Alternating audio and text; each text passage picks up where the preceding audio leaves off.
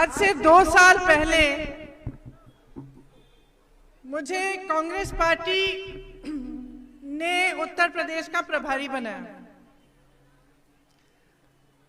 तब से मैं उत्तर प्रदेश में जगह जगह जा रही हूँ, लोगों से मिल रही हूँ। 1.5 साल पहले पास में उन्नाव में एक लड़की का बलात्कार हुआ था और उसके बाद उसको जलाया गया था, उसकी हत्या की गई थी।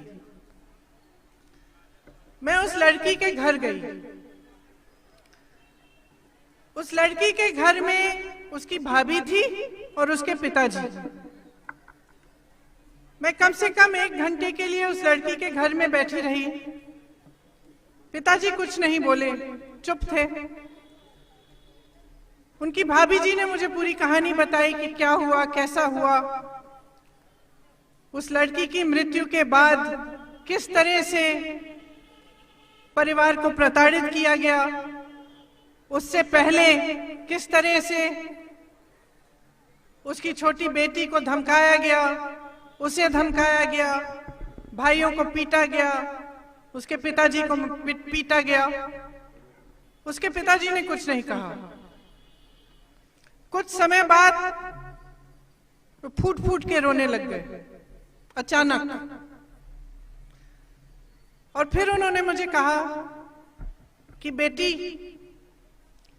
मेरी बेटी मेरे बेटों से भी बढ़कर थी।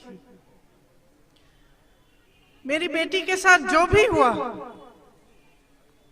वो घबराई नहीं, वो लड़ी। सुबह उठकर मुझे कहती थी कि पापा तुम मेरे साथ मत आओ, मैं अकेली जाऊंगी। अकेली ट्रेन में रायबरेली आती थी अपने मुकदमे को लड़ने के लिए, क्योंकि उन्नाव में उसका एफआईआर दर्ज भी नहीं हुआ था। उसके बाद कई ऐसे हादसे हुए। हाथरस में एक लड़की का बलात्कार किया गया, आपने कहा। बीच रात में उसके अंतिम संस्कार किए गए। उसके माता पिता ने उसका चेहरा भी नहीं देखा। पुलिस प्रशासन ने उनको उसका चेहरा भी नहीं देखने दिया। कुछ समय पहले मैं ललितपुर गई।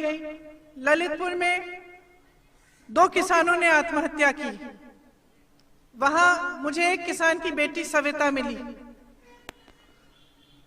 सविता को इतना दुख हो रहा था अपने पिता की मृत्यु के बारे में, रो रही थी बहुत जोर से। अभी शादी हुई थी 1 महीने पहले।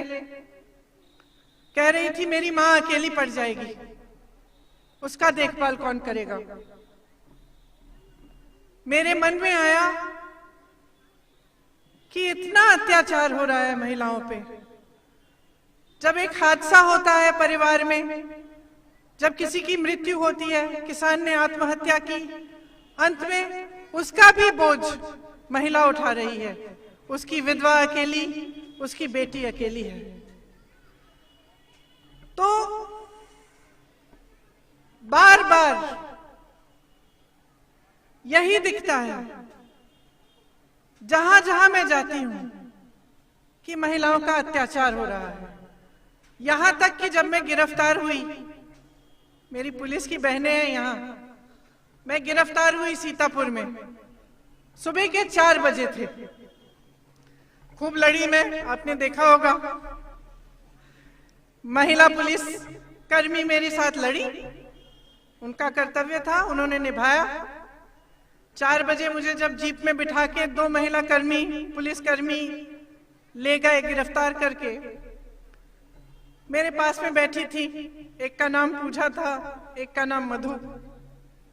मेरे मन में आया 4 बजे हैं, ये यहाँ सड़क पे खड़ी हैं, अपनी ड्यूटी कर रही हैं, बच्चे घर पे होंगे, घर जाके परिवार भी संभालना पड़ेगा। मैंने बातचीत की थोड़ी उनसे, उनका भी शोषण हो रहा है, क्योंकि वो जिस तरह से काम कर रही हैं, कितने घंटे काम कर रही हैं, उसके बाद उनको घर भी जाना पड़ता है, घर को संभालना पड़ता है। जितना वेतन उनको मिलता है वो क्या काफी है? तो हर तरफ जहां जहां देखो महिला का शोषण हो रहा है, जो उसका अधिकार है, उसका हक है, उसको नहीं मिल रहा है। मेरे मन में आया कि महिलाओं के लिए कुछ करना है, और सबसे बड़ी चीज क्या कर सकते हैं हम आपके लिए, कि आपको समझा सकते हैं कि आप अपनी शक्ति को पहचानो। हमने ये शक्ति विधान बनाया, महिलाओं के लिए घोषणा पत्र है। इसमें तमाम घोषणाएं हैं जो हम आपके लिए हम कार्यक्रम करना चाहते हैं, जो चीजें हम आपको सशक्त करने के लिए करना चाहते हैं। अब देखिए, परिवर्तन लाना है तो हम सबको एकजुट होकर लाना पड़ेगा। हमें समझना पड़ेगा कि हम इस देश की आधी आबादी हैं। इसका क्या मतलब है? कोई हमें राजनीति में सीरियसली ले क्यों नहीं रहा है? मेरे से यूपी में जो भी मिलने आता है, चाहे आशा बहुएं हों, चाहे आंगनवाड़ी की महिलाएं हों, चाहे कोई भी वर्ग के, कोई समाज के कोई लीडर हों, सब आके मुझे कहते हैं कि हम 2-3 लाख लोग हैं या हम 5 लाख लोग हैं, आप हमारे लिए कुछ काम करेंगे तो हम आपके लिए वोट देंगे। तो आप बताइए, अगर सारी महिलाएं एकजुट हो जाएं और उन्होंने तय कर लिया कि हम इस देश की राजनीति बदलेंगे, कि ये जो राजनीति हो रही है हमारे सामने ना, तो चुनाव के सामने बड़े बड़े नेता आके तमाम घोषणाएं कर लेते हैं, चुनाव के बाद भूल जाते हैं।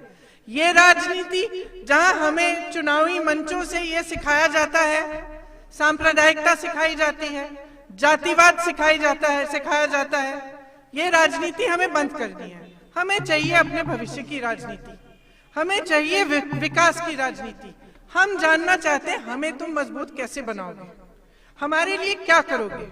अगर इस देश की सारी महिलाएं एकजुट होकर एक आवाज उठाएं कि हमें ऐसी राजनीति दो, नहीं तो हम तुम्हें वोट नहीं देंगे, तो बताओ, आप बताओ, कैसे नहीं बदलेगी इस देश की राजनीति?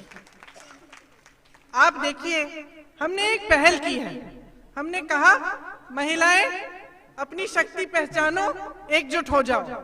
एक नारा दिया आपको, लड़की हूं, लड़ सकती हूं, ठीक है। एक घोषणा पत्र निकाला जिसमें सिर्फ महिलाओं के लिए हम क्या करना चाहते हैं वो लिखा। क्या हुआ? बाकी पार्टियों ने घोषणा शुरू कर दी। आपका आशा बहुओं का मानदेय बढ़ाया गया है कल परसों, अभी तक तो 5 सालों में नहीं किया था, अब क्यों कर रहे हैं? क्योंकि अब पहचान रहे हैं कि ये महिला जागरूक हो गई हैं, महिलाएं समझ रही हैं कि उनमें शक्ति है। परसों प्रधानमंत्री जी ऐसी पहली सभा करने जा रहे हैं जिसमें उन्होंने सिर्फ महिलाओं को बुलाया है। मैं तो बहुत खुश हूं, मैं तो बहुत खुश हूं। सारी पार्टियां अब महिलाओं के बारे में बात कर रही हैं। सारी पार्टियां कह रही हैं कि अरे अगर हमने महिलाओं के लिए कुछ नहीं किया तो ये तो हमें वोट ही नहीं देंगी। तो समझ रही हैं आप, एक छोटी सी पहल से, अभी तो परिवर्तन आया ही नहीं है, लेकिन इस छोटी सी पहल से जितनी भी राजनीतिक पार्टियां हैं सब उठ गई हैं, जाग गई हैं।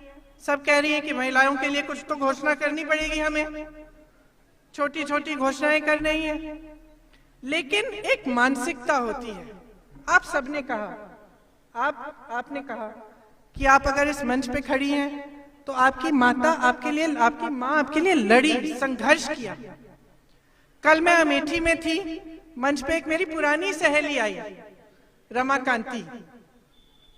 रमाकांति को मैं 15 सालों से जानती हूँ। 15 साल पहले जब मेरे से पहली बार मिली, स्वयं सेवक समूह में वो शामिल हुई थी। उसने मुझे अपनी कहानी बताई। माँ बाप ने उसे पढ़ाया नहीं 6ठी क्लास से आगे। उसकी बेटी हुई, बहुत इच्छा थी कि बेटी को पढ़ाऊं, लेकिन क्या करे, परिवार वाले सहमत नहीं थे। तो जब सब खेतों में काम करने के लिए चले जाते थे तो रमाकांति साड़ी के फॉल को सीती थी, और चुपचाप से जब कोई घर पे नहीं था तो जाकर एक दुकान में जहां पे साड़ी के फॉल बिकते थे वहां जाके वो बेचती थी। फिर जब पैसे इकट्ठे हो गए, उसने सोचा मैं अपनी बेटी को पढ़ाऊंगी, तो चुपचाप से बेटी को स्कूल तब भेजना शुरू किया जब किसी को पता न चले कि बेटियां स्कूल जा रही है, और पहले ही वापस ले आती थी। पकड़ी गई, सबने डांटा, ससुर जी सासू जी ने डांटा कि ऐसे कैसे इसको तुम स्कूल भेज रही हो।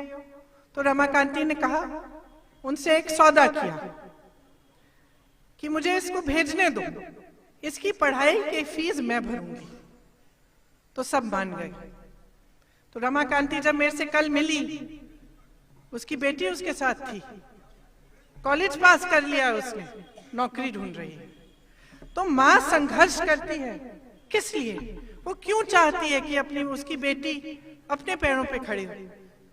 क्योंकि वो अपना संघर्ष अपनी बेटी को नहीं देना चाहती। वो ये नहीं चाहती कि उसकी बेटी का जीवन पूरा जीवन संघर्ष में बीते। आपको कितनी बार कहा गया है, आप बताओ मुझे, कितनी बार आपको कहा गया है कि आप महिला हो, बेटी महिला हो, तुम में सहने की शक्ति है, सह लो। बताओ किस किस को बताया गया है? हाथ उठाओ, किस किस ने सुना है? ये सबने सुना है ना? आज यहां खड़े होके मैं कह रही हूं, आपको भगवान ने अपने पैरों पर खड़े होने की शक्ति दी है। उस शक्ति को पहचानो। सबसे बड़ी शक्ति क्या होती है लोकतंत्र में? वोट होता है, आप सबके पास है। सोच समझ के इस वोट को दो। आज से ये तय कर लो कि जो महिला को सशक्त करने का काम नहीं करेगा उसको वोट नहीं मिलेगा। इसका मतलब ये नहीं है कि एक शौचालय बना दिया, नहीं। इसका मतलब ये नहीं है कि एक गैस सिलेंडर पकड़ा दिया, नहीं। ये वोट लेने का माध्यम है, ये आपको सशक्त करने का माध्यम नहीं है। आपको पढ़ाएं लिखाएं, आपको नौकरी दें, रोजगार दें, आपको आगे बढ़ने की शक्ति दें, समाज में ऐसा बदलाव लाएं कि आपका शोषण न हो, जब आप पर अत्याचार हो तो आपकी सुनवाई हो। जहां जहां मैं जाती हूं महिलाओं पे अत्याचार हो रहा है, उल्टा आरोप महिला पे लग रहा है, उस पे आरोप लग रहा है कि उसने क्या किया, जब अत्याचार उस पे है। जहां जहां जाती हूं महिला आती है मेरे पास या उसका परिवार आता है, वो मुझसे कहते हैं कि हमारा एफआईआर दर्ज नहीं हो रहा है। उल्टा हम पे एफआईआर दर्ज कर दिए हैं अपराधी ने, अपराधी के परिवार ने। तो ये जो हो रहा है गलत है। बहुत सह लिया है, बहुत चुप रहे हैं। और एक इतनी बड़ी शक्ति, आधा देश, आधा प्रदेश, इतनी बड़ी शक्ति, और आप अपनी शक्ति को पहचान नहीं रही हो। देखो ना, एक नारा दे दिया, लड़की हूं लड़ सकती हूं। जितने भी नेता हैं सब खड़े हो गए कि आपके लिए कुछ करना है। मानसिकता बदलनी है तो आप शुरुआत करिए। आपने बिल्कुल सही कहा कि अपने लिए खुद लड़ना पड़ेगा। लड़ो, मैं तुम्हारे साथ हूं। जितनी भी शक्ति मुझ में है वो तुम्हारे साथ है। राजनीतिक शक्ति, कांग्रेस पार्टी की पूरी राजनीतिक शक्ति तुम्हारे पास है, तुम्हारे साथ है। मैं खड़ी होंगी तुम्हारे साथ, और साथ में हम परिवर्तन लाएंगे। एक साथ होकर हम इस देश, इस प्रदेश को समझाएंगे कि महिलाओं को नकार नहीं सकते। महिला चुप नहीं रहेगी। अगर उसका शोषण होगा तो वो खड़ी हो जाएगी, अपना हक मांगेगी। आज से अपना हक मांग रही है। इसलिए ये जो शक्ति विधान है, ये जो घोषणा पत्र है, इसमें हमने तमाम ऐसी चीजें हमने लिखी है, आपको पढ़ना चाहिए। आप सब यहाँ से जाते वक्त इसको लीजिए। इसका उल्लेख मैं नहीं करूंगी। आपने काफी कहा कि हमें क्या क्या इसमें लिखा है। इसमें सिर्फ मोबाइल फोन, स्कूटी नहीं है। इसमें आपको सशक्त करने के लिए हर जिले में ऐसी पाठशालाएं बनाई जाएंगी जो 9 से 12वीं क्लास की महिलाओं को सशक्त करेंगी। उसमें आपको दक्षता की शिक्षा मिलेगी ताकि आपको रोजगार मिल पाए। जितने भी इस प्रदेश में रोजगार देगी कांग्रेस पार्टी, उसमें से 40% रोजगार महिलाओं को मिलेंगे। इसी तरह से बहुत सारी घोषणाएं हैं आशा बहुओं के लिए, आंगनबाड़ी के लिए, कि आपको 10,000 रुपए का मानदेय मिलेगा। आप फिर उसके बाद आपने कहा आप एक परिवार को पूरे साल के लिए देखती हैं, उसके लिए आपको एक कुछ मिलता है पैसा, वो अलग है। आपको मानदेय मिलेगा, उसके ऊपर से वो मिलेगा। एक गैस सिलेंडर की बात करते हैं, हम कहते हैं 3 लीजिए, क्योंकि सरकार दे सकती है, सरकार के पास बहुत पैसा है, सही जगह नहीं डाला जाता। बड़े बड़े हवाई जहाजों में हमारे प्रधानमंत्री उड़ते हैं, 8,000 करोड़ का हवाई जहाज है। अगर उस 8,000 करोड़ रुपए को आपकी शिक्षा में डाल देते तो क्या नहीं हो सकता है। अगर आपकी सेहत के लिए कोई इंतजाम होता, कोरोना में आशा बहुओं ने, आंगनवाड़ी की बहनों ने ही तो सबका देखभाल किया। ज्यादातर नर्स अस्पतालों में महिलाएं हैं, इतनी सारी महिला डॉक्टर हैं। क्या किया सरकार ने? मदद की, उनको बोला कि आपने इतनी बड़ी सेवा की है देश की, हम आपको और सशक्त करेंगे। नहीं किया। इसीलिए बहुत ही जरूरी है कि आज आप अपनी शक्ति समझें। देखिए, आज आप अपने लिए लड़ना शुरू नहीं करेंगी तो कब करेंगी? मेरी इतनी नौजवान बहनें यहाँ पे, बच्चियां हैं स्कूल की, अपना भविष्य बनाना चाहती हैं, रोजगार चाहती हैं, अपने लिए लड़ना चाहती हैं। सरकार का काम है कि इनको सशक्त करे, सरकार का काम है कि आपको मौका मिले। तो मैं आपसे आग्रह करती हूं, आप हमें शक्ति दीजिए, हम आपको शक्ति देंगे। हम सब महिलाएं हैं, ठीक है, संघर्ष है हमारा जीवन, लेकिन हम लड़ना जानते हैं। और जब हम खड़ी हो जाएंगे, एकजुट हो जाएंगे, तो कोई हमें रोक नहीं पाएगा। तो मेरे साथ कहिए एक बार, मैं लड़की हूं, और जोर से, मैं लड़की हूं, मैं लड़की हूं, मैं लड़की हूं। जय हिंद, धन्यवाद।